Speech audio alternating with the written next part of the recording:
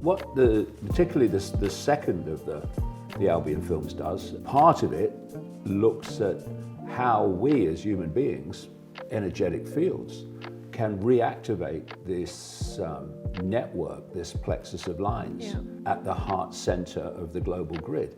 And then of course you think, hold on a minute, center of the global grid, maybe that's something to do with the fact that these islands, British islands, have had such a phenomenal impact on human history, well beyond the size.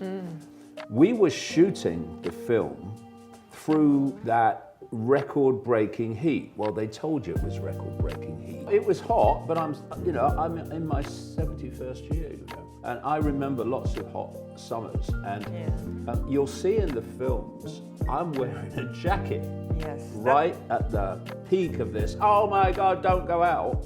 Of course, it was a record-breaking heat because they put the temperature gauge that got the record temperature, record ever, right next to the runway at RAF Coningsby in Lincolnshire as jets were taking off, pushing the fire out the back. So, I mean, it weren't manipulated or anything, but it didn't seem that hot to me. Well, I mean, I was obviously hauling most of the gear, so that was rather a challenge. We were hauling this drone everywhere with us, and I didn't know how to fly it before we started. And by necessity, I had to teach myself how to do it. I started on the land where we live, just playing around with it a little bit, and I thought, this isn't as hard as I thought it was, because I always used to think, oh, this person can operate a drone.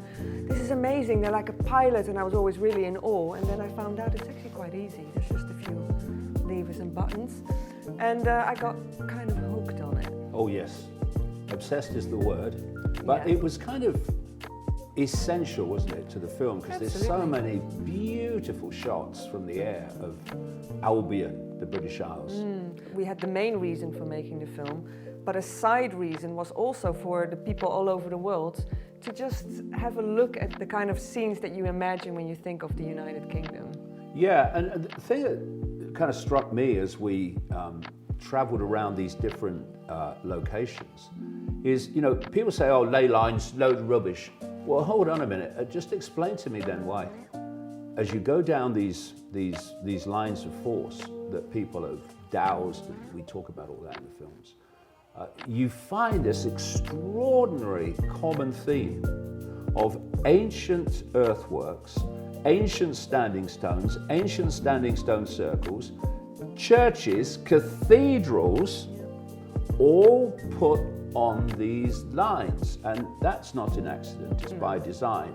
And why we find that is explained in the films. So I think you'll find them fascinating, but we certainly found it fascinating making them.